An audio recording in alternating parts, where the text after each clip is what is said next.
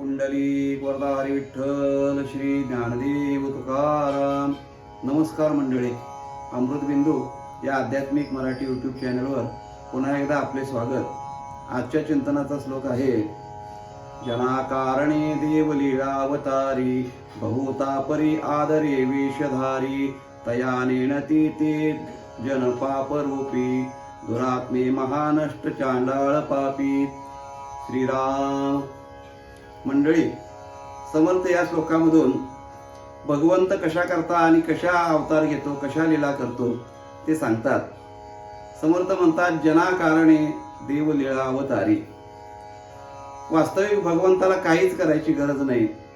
तो आहे तसा स्थिर आणि अशा स्वयंसिद्ध अवस्थेमध्ये तो आहेच.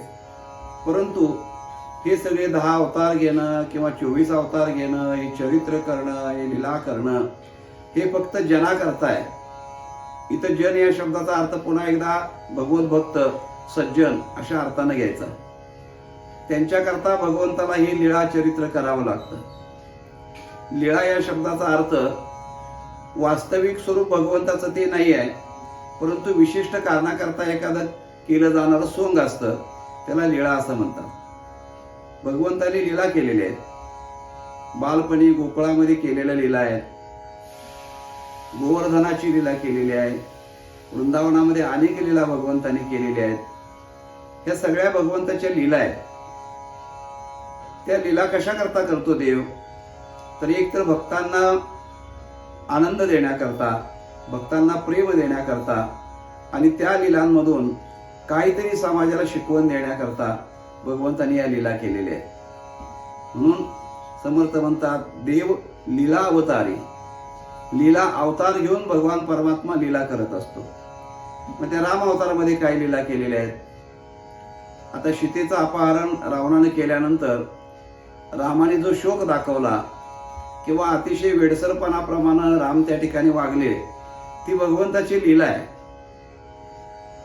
रामाला माहिती नव्हतं का सीता आपल्याला सोडून कुठेही जाऊ शकत नाही, सीताने आपण वेगळे नाही आहोत, हे रामाला माहिती नव्हतं का? तर होतं. परंतु लोकरंजना करता भगवंताला लीला करावी लागते. एखाद्या नाटकामध्ये एखादं पात्र करणारा जो नट असतो, भूमिका करणारा, तो ती भूमिका इतकी चांगली वटवतो. आता समजा वेड्याची भूमिका जर एखाद्या नटाला दिली तर तो इतकी चांगली वेड्याची भूमिका करतो की खरोखरचा वेडा सुद्धा त्याला त्याच्या पुढे फिका पडेल. तो शाण्यासारखा वागेल एखाद्याला खरा वेडा, पण हा त्याच्यापेक्षा जास्त वेडसरपणा करून दाखवतो. का? तर त्याला ती भूमिका सुंदर वटवून दाखवायची असते. त्या भूमिकेतला आनंद तो घेत असतो आणि इतरांना आनंद द्यायचा असतो त्याला. हे जसं आहे तसं देवाचंही तेच आहे. तुका म्हणे नटधारी म्हटलेलं आहे त्याला सुद्धा. तो नटधारी आहे म्हणजे नट आहे, तो एक असणारा वेगवेगळ्या भूमिका करणारा तो नट आहे नाटकातला. आणि त्या नाटकामध्ये ती का भूमिका जी आलेली वाटेला आहे ती उत्तम तऱ्हेने तो पार पाडत असतो. म्हणून तुकाराम महाराजांनी म्हटले की हे सोंग सारिले या रूपे अनंते. या रूपामध्ये हे सोंग भगवंताने सारलं. कोणतं? कृष्ण रूपातलं. तर त्या अवतारामध्ये लीला जास्त आहे इतर सगळ्या अवतारापेक्षा. लीला आणि चरित्रानं परिपूर्ण खचाखच भरलेला अवतार जर असेल तर तो कृष्ण अवतार आहे. म्हणून त्या अवतारात विशेष लीला आहेत देवाच्या. तर या सगळ्या कशा करता? तर जनाकारणे देव लीळा अवतारी, बहुता परी आदरे वेशधारी. पुष्कळ वेश त्यांनी धारण केले. गोप वेश धारण केला, राजाचा क्षत्रिय वेश धारण केला, ब्राह्मण वेश धारण केला, कितीतरी वेश धारण केले.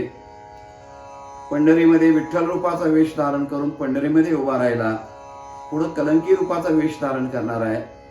बहुता परी आदरे, आदरानं ते सगळे वेश धारण करतो. का? आपल्या भक्ताला आनंद द्यायचा आहे, आपल्या भक्तांना प्रेम द्यायचं आहे. त्याकरता जे जे करायचं ते देव आदरानं करतो.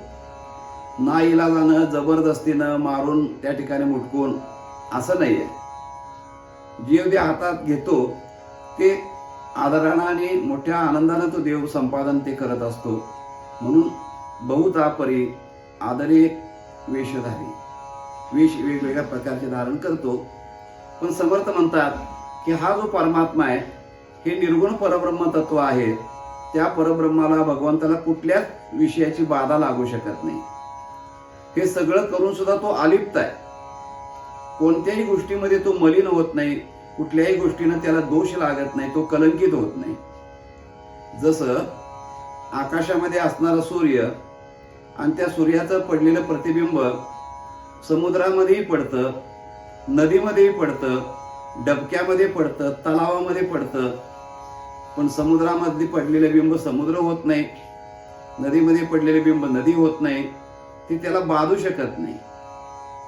सूर्य आणि सूर्याचं बिंब वेगळं असतं. तसं परमात्मा अवतार घेतो त्यावेळेला या लोकरंजनाकरता ज्या ज्या काही कृती करत असतो त्यामुळे तो बाधित होत नाही. उदाहरणार्थ श्रीकृष्णाने गोकुळामध्ये गोपींच्या बरोबर काही लीला केल्या. त्याला काही अतिविद्वान, अति दीड शहाणी लोक त्याला व्यभिचार असं म्हणतात. मग त्या व्यभिचाराने देव बाधित होतो का? तर बाधित होत नाही, ती त्याची लीला आहे. जसं एखाद्या नाटकामध्ये एखादा स्त्री आणि एखादा पुरुष काम करत असतात त्यावेळेला तो प्रियकर आणि प्रियशीची भूमिका ते दोघं करतात, पण अंतःकरणामध्ये त्यांचा तो भाव आहे का? तो नसतो. त्यांचं वैयक्तिक जीवन हे वेगळं असतं. त्या नाटकामध्ये ती भूमिका वटवून दाखवायची असते. तसं परमात्मा हा नाटक करत असतो, त्या नाटकामध्ये त्या भूमिका असतात, परंतु त्याच्यामुळे तो बाधित होत नाही, त्याला त्याची बाधा होत नाही. म्हणून गोपींच्यावर एवढा प्रेम करणारा परमात्मा, जीवापाड प्रेम केलं त्यांनी गोपींच्यावरती, परंतु मथुरेला ज्यावेळेला सोडून जाण्याचा प्रसंग आला, गोकुळ सोडून जाण्याचा, एका क्षणाचाही विचार न करता सगळ्यावर पाणी सोडून तो निघून गेला, अडकला नाही त्याच्यामध्ये. नाहीतर म्हटला असता तुम्हारे बिना मैं नहीं जी सकता, असं वगैरे काहीतरी म्हटलं असता, गेला नसता, रडत बसला असता, जर गुंतला असता तर. तो सगळ्यांच्या मध्ये होता, परंतु कशामध्येच अडकून पडला नाही. एवढंच नव्हे, द्वारकेमध्ये जाऊन त्यांनी इतकं मोठं राज्य निर्माण केलं, इतका मोठा परिवार निर्माण केला, 56 कोटी यादोदळ होतं, परंतु अवतार समाप्तीच्या वेळेला स्वतःच्या हाताने सगळ्यांचा नाश केला आणि एकटाच शिल्लक उरला आणि निजधामाला निघून गेला. म्हणजे कशामध्ये तो अडकला नाही, गुंतला नाही, त्यामुळे कशाची बाधा त्याला होऊ शकली नाही. हे देवाचं मूळ स्वरूप आहे. परंतु जे अज्ञानी असतात, मूर्ख असतात, पापी असतात, समर्थांनी त्यांना फार मोठ्या उपाया दिलेल्या आहेत की जे देवाला ओळखत नाहीत आणि या सगळ्या दोषांचा आरोप देवावरती करतात. समर्थ म्हणतात ते महापापी, दुरात्मे, नष्ट, चांडाळ, किती उपाया द्यावेत त्यांना. एवढे ते दुष्ट लोक असतात की जे देवाला दूषण ठेवतात, देवावरती दोषाचा आरोप करतात. या सगळ्या उपाया देऊन समर्थांनी त्यांची निर्भत्सना केलेली आहे, जे देवाला ओळखत नाहीत त्यांची.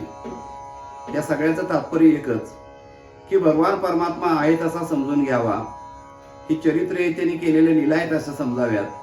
त्याची बाधा त्यांच्या ठिकाणी कोणतीच होत नाही आणि तो शुद्ध, शाश्वत, अज, अव्यय असा असणारा तो परमात्मा आहे. त्या परमात्म्याचं चिंतन मनुष्यानं जर केलं तर त्या ठिकाणी जीवाला खऱ्या अर्थानं परमात्म्याचं स्वरूप कळतं आणि त्याचा बोध होत असतो. त्याकरता चरित्रातला विषय बघून देवावरती ते दोषारोप करू नयेत असं समर्थांचं या श्लोकामधून सर्व लोकांना असणारं सांगणं आहे. तेव्हा मंडळी, या श्लोकाचं असणारं हे चिंतन आपल्याला कसं वाटतं ते जरूर कळवा. चॅनलला अवश्य सबस्क्राईब करा आणि इतरांच्यापर्यंत त्याची माहिती जरूर द्या. भेटूया मंडळी पुढच्या भागामध्ये. तोपर्यंत नमस्कार. रामकृष्ण हरी.